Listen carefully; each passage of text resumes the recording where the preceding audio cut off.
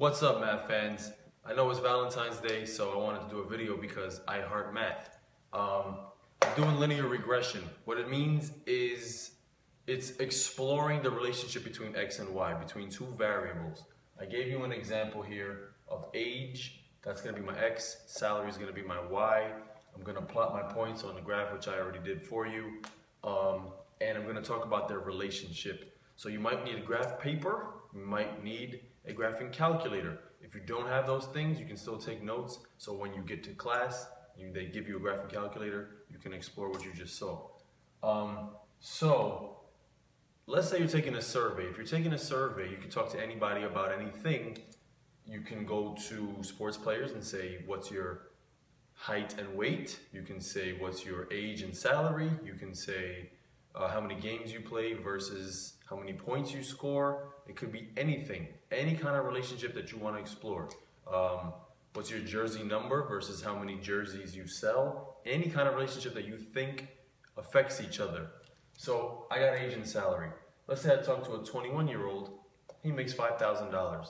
All of a sudden he turns 22, now he's making $35,000. 25-year-old might be making $40,000 a year, annual. Oh, look, another 22-year-old, but this guy's making $100,000. He had some genius idea in college. 30-year-old's making $50,000, a 40-year-old's making $65,000. So I want to see what's going on here. So I take 21, 5,000 and put it on my graph. 21, 5,000 is right here. This is 10,000, 20,000, 30,000, etc. Here's my second point, third, fourth, fifth point. 1, 2, 3, 4, 5 points. Wait a minute, 6 points. Aha. There's always an outlier, some genius or somebody behind the curve who's going to catch up eventually. So here's my outlier point up there. That was that really rich guy. Okay? 6 points on the graph. I could have gone forever. I could have interviewed a lot of people or surveyed a lot of people. I could have had a lot more numbers here and a lot more numbers here, which means I would have had a lot more dots. Do these dots make a perfect line? No, no way. No, nothing in an act. The stuff you learn in math class is so smooth and perfect. In real life, it's not exactly. So you got to use what you know and apply it to real life. So let's say I had a couple more numbers and a couple more dots. One here, one here, one here, one here. A really old guy, I would have a dot somewhere way off the line. One here, etc. Okay? I'm seeing some kind of pattern. But I want to know what that pattern is. So first of all, do I have a strong correlation, no correlation, or a weak correlation? Strong means the dots are mostly together. This looks pretty strong after I added more dots. Are the dots going upward, downward, or nothing at all? These, for the most part, as x increases, y is also increasing. That's a strong positive correlation. You might want to know that. So strong positive correlation. Now you're going to do something called draw line best fit. And it's exactly what it says. It's not even math, that's English. A line best fit. Line best fit means get a straight edge, but don't connect the dots. That's too much work. That doesn't give me a nice smooth pattern.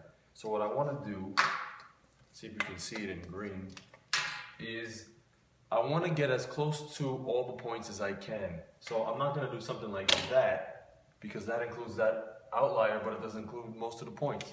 I'm going to do something like this. And now I got a line going through the points. It actually might have been should have been a little bit higher. Too many points above, not enough below. Should have been a little bit higher so that the same amount of points are above and below. Something maybe like this. That one's better. It actually hits 2 of the points. Notice it's not a line segment, it's a line. What does that mean? It means it goes on forever, so I can include older people and richer people. And it kind of goes, if I follow it, I can figure out my y-intercept just by following it on a graph. So doing a line best fit gives you a lot of information. It gives you slope, gives you y-intercept. How do you figure out the slope? Pick 2 points on the green line and just count the rise over run, or figure out the coordinates and use the slope formula. Hopefully you saw a slope formula video already. But there's an even more accurate way to do it. That's why you need your graphing calculator. So, I gave you some points right here. You start by pressing stat, because this is statistics. Survey is usually under the statistics category, math. So you press the stat button, which is here, and your first option is to edit. Edit means you want to put in data, information. You'll see L1 and L2. L1 and L2 is the same thing as X and Y. Here's your L1, here's your L2. So you literally just type in these numbers. 21, press enter. 22, press enter. 25, press enter. 22, press enter. Then when you're done, you slide over, do the same thing for L2. That's your X, that's your Y. Then, if you want to graph it, you press graph. But, hold on. First, I want to know what I'm graphing. So, I can press second Y equals. And that will give me the stat plot. That lets you figure out if you want to do dot graph, bar graph, connect the dots, or whatever. There's a menu that you can play with. Just make sure you turn it on so the calculator reads it. When you actually graph it, you'll see dots here. So that shows you what kind of graph, or would show you what the graph looks like. That would actually do this for you, the dots, not the green line. Now you want that green line, you can't just, it won't randomly show up, you need the equation of the green line. That's the hardest part of this. You're gonna go back to stat. This is the right arrow. Calc, you wanna calculate something. This is called linear regression. Linear. What do I know about linear? I know it's a line. The equation of a line is what? Y equals mx plus b. Calculator uses ax plus b. So a is the same as m. A is the slope. When you press enter, it will give you the a and the b. Just choice 4. So you press stat, slide over to calc, go down to choice 4, which is linear regression. Press enter. It will give you the slope. It will give you the y-intercept. Then you just go to y equals and type in what the numbers were. So you should probably write it down first. Type in what the numbers were. And when you press graph, you will then get this graph. And you're good. You're done. Then you can predict. You use this to predict the future. Oh, if I sell 1,000 jerseys, how much money will I make? If I'm 100 years old, how much money will I make? If I'm, I don't know, 9 feet tall, how much will I weigh? So you can always use that to predict the future. That's a nice trick to predicting the future without actually drawing the line forever. If you don't see the graph, you should probably press zoom and slide all the way down to choice 9, which is stat, zoom stat, and then it will show you the graph.